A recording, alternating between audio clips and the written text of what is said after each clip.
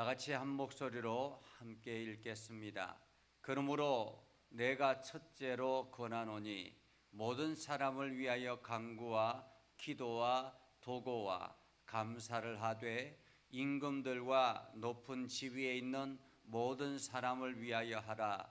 이는 우리가 모든 경건과 단정함으로 고요하고 평안한 생활을 하려 함이라. 이것이 우리 구주 하나님 앞에 선하고 받으실 만한 것이니, 하나님은 모든 사람이 구원을 받으며 진리를 아는 데 이르기를 원하시느니라. 하나님은 한 분이시요 또 하나님과 사람 사이에 중보자도 한 분이시니 곧 사람이신 그리스도 예수라. 그가 모든 사람을 위하여 자기를 대속물로 주셨으니 기약이 이르러 주신 증거니라. 이를 위하여 내가 전파하는 자와 사도로 세움을 입은 것은 참말이요 거짓말이 아니니, 믿음과 진리 안에서 내가 이방인의 스승이 되었노라.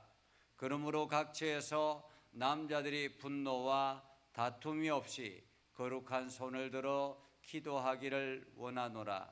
또 이와 같이 여자들도 단정하게 옷을 입으며 소박함과 정절로서 자기를 단장하고 따은 머리와 금이나 진주나 값진 옷으로 하지 말고 오직 선행으로 하기를 원하노라. 이것이 하나님을 경외한다 하는 자들에게 마땅한 것이니라. 여자는 일체 순종함으로 조용히 배우라.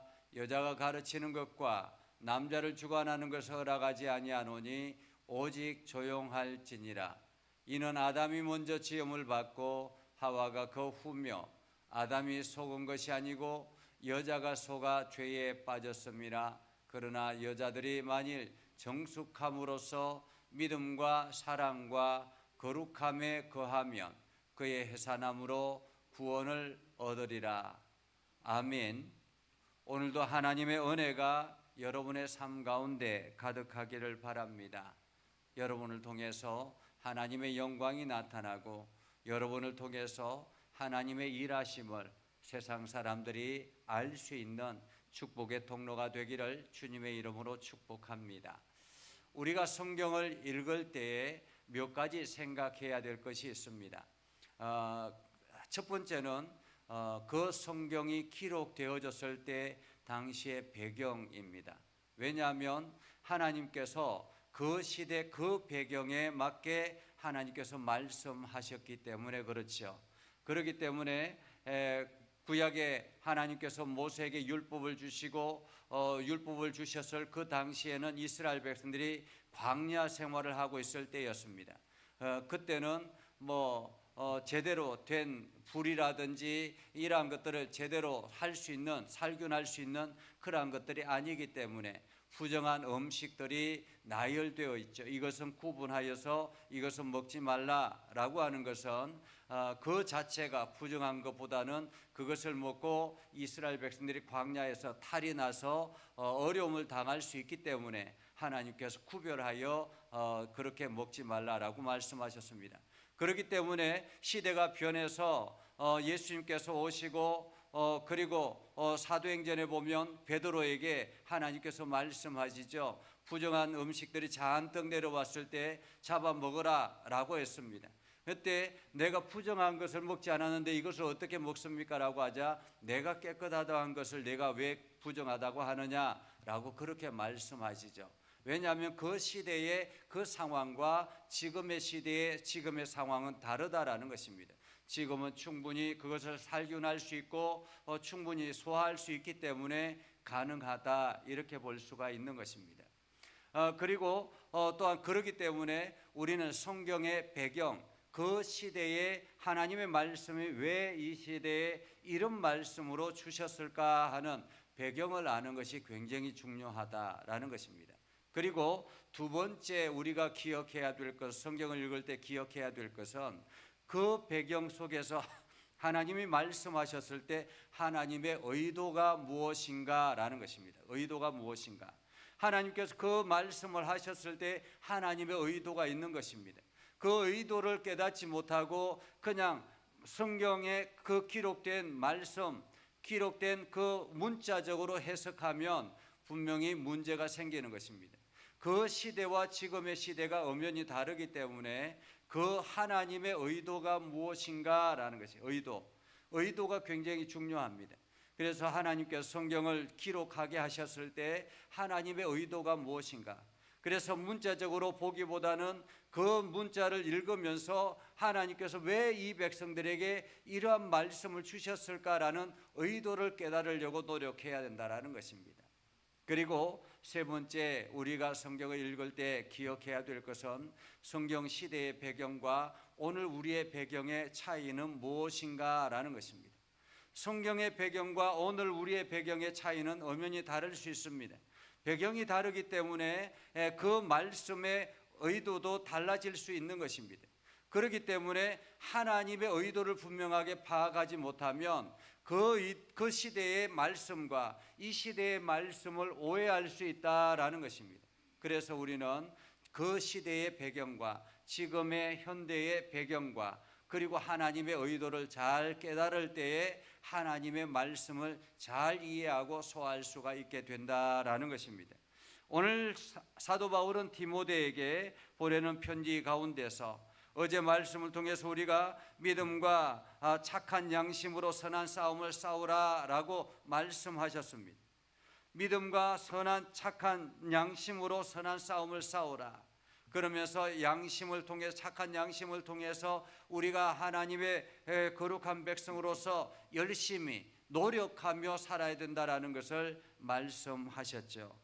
그리고 오늘 사도 바울은 2장 1절에 이렇게 말합니다. 그러므로 내가 첫째 권하노니 착한 양심을 위해서 선한 싸움을 싸우라라고 말씀하시면서 첫 번째로 부탁하는 것이 있다라는 말입니다. 권면하는 이야기가 있다라는 거죠. 그것이 뭐냐면 모든 사람을 위하여 간구와 기도와 도고와 감사를 하라라고 말합니다. 모든 사람, 여기서 모든 사람이라고 말합니다. 특별한 사람을 위한 것이 아니라 나의 자녀들, 나의 주변의 사람들, 이러한 사람들도 중요하지만은 여기에 믿지 않는 사람들, 나와 원수와 맺은 사람들, 혹은 나와 관계없는 사람들, 이들을 위해서도 기도하라라는 것입니다. 이들을 위해서도 기도하라. 특별히 2절에 보면 임금들과 높은 지위에 있는 모든 사람을 위하여 하라라고 말하죠. 임금들과 높은 지위에 있는 사람들, 한마디로 국가와 그 지도자들을 위해서 기도하라라는 말입니다. 왜냐하면 이는 우리가 모든 경건과 단정함으로 고요하고 평안한 생활을 하려 함이라라는 것입니다. 국가가 안정이 되어야 우리의 삶에, 우리의 신앙에 평안할 수 있는 것입니다. 국가가 바르게 세워져야 우리의 삶이 윤택해질 수 있는 것입니다.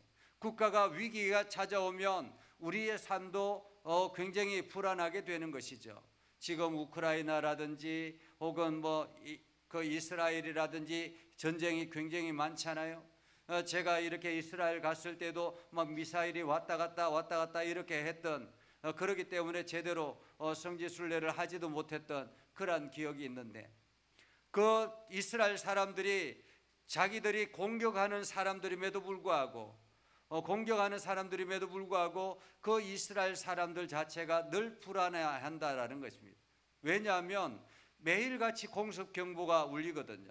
삐 하고 울리면 또 방공호에 들어가야 되고, 삐 하고 울리면 또 방공호에 들어가야 되고, 저희가 이렇게 그 베들레헴에서 기름을 넣으려고 이제 베들레헴 주변 주유소에는 없어가지고 이미 이제 차단이 다 돼서 기름을 제대로 공급이 안 되는 거예요.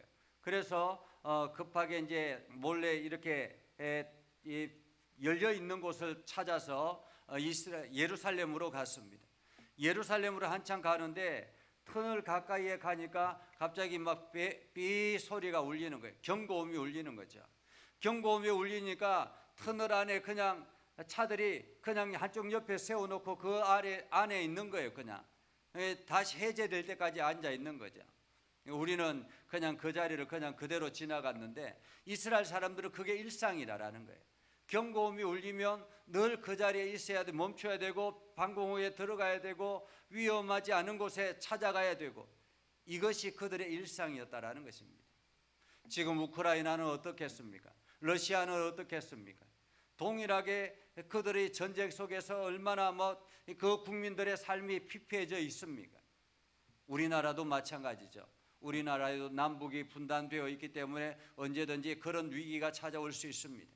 그렇기 때문에 지도자가 잘못 선택하고 잘못 판단하면 우리도 그런 전쟁에 노출되어 있어서 우리도 언제든지 그러한 삶을 살아갈 수 있는 그러한 위험이 있다라는 것입니다. 그래서 우리는 국가의 지도자를 위해서 기도해야 되고, 지도자가 바르게 선택하고 바른 길을 걸어갈 수 있도록 위에서 기도해야 되고, 이것이 우리의 삶을 평안하게 하기 위한 일이라는 것입니다. 그리고 사도 바울이 이야기합니다. 이것이 우리 구주 하나님 앞에 선하고 받으실 만한 것이니 하나님은 모든 사람이 구원을 받으며 진리를 아는 데 이르기를 원하느니라. 그래서 우리는 모든 사람을 위해서 기도하라. 그 사람들이 예수 그리스도를 믿고 하나님의 거룩한 백성 안에서 하나님의 다스림 안에 순종하게 하옵소서라고 우리는 기도해야 되는 것입니다.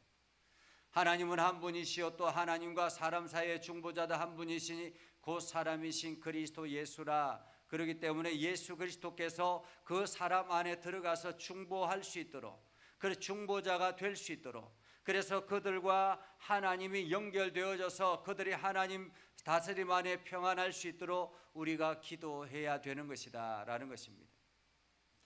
그가 모든 사람을 위하여 자기를 대속물로 주셨으니 기약이 이르러 주신 증거니라. 이를 위하여 내가 전파하는 자와 사도로 세움을 입은 것이요 참말이요 거짓말이 아니다. 내가 이것을 위해서 왔다라는 거죠. 이방인의 스승이 된 것도 이것 때문이다 라고 말하고 있습니다. 그래서 우리는 지금도 믿지 않는 사람들을 위해서 기도해야 되고, 나라의 지도자를 위해서 기도해야 되고, 우리가 그들을 위해서 기도해야 합니다. 이것이 첫 번째 사도 바울이 디모데에게 권면하는 이야기입니다. 두 번째는 예배자의 자세라는 것입니다. 예배자의 자세. 먼저는 남자들입니다. 각처에서 남자들이 분노와 다툼이 없이 거룩한 손을 들어 기도하기를 원하노라 라고 말합니다. 그때 당시에는 모두 다가 서서 손을 들고 기도했다고 합니다. 그것이 이제 자연스러웠던 일이었죠. 서서 손을 들고 하나님 앞에 기도합니다. 그런데 기도하고 난 다음에 나와서 막 분노하고 다투고 그렇게 하지 말라라는 것입니다. 기도하고 난 다음에 자기 자신을 다스릴 수 있어야 되는 거죠. 우리가 예배를 드리고 난 다음에 주차장에 나와서 막 주차 때문에 다투고 싸우고 욕하고 이러면 되겠습니까? 안 된다라는 것입니다. 거룩한 손을 들었으면 그 손을 든 삶이 거룩해져야 된다. 그래서 분노와 다툼이 없이라고 말합니다. 분노와 다툼이 없이. 그때 당시의 시대는 남자 주도적인 삶을 살아가고 있는 시대였습니다. 그렇기 때문에 그들의 분노와 다툼은 곧 공동체의 다툼으로 연결되어졌기 때문에 굉장히 중요했습니다. 그리고 여성들도 마찬가지죠. 여성들도 단정하게 옷을 입고 소박함과 정절로서 자기를 단장하고 따은 머리와 검이나 진주나 값진 옷으로 하지 말라라고 말합니다. 왜냐하면 그때 당시에는 그 에베소 지역 자체가 아데미 신전, 여성 신전이 있었습니다. 여성 신전이 있었기 때문에 그때 당시에 그 지역에 그 여성들이 그 어떤 신앙의 중심이었다라는 것입니다. 그래서 많은 남자들이 그 아데미 신전에 들어가서 여성들과 몸을 섞고 그러면서 자기가 깨끗해진 것처럼 그렇게 했던 그러한 때였습니다.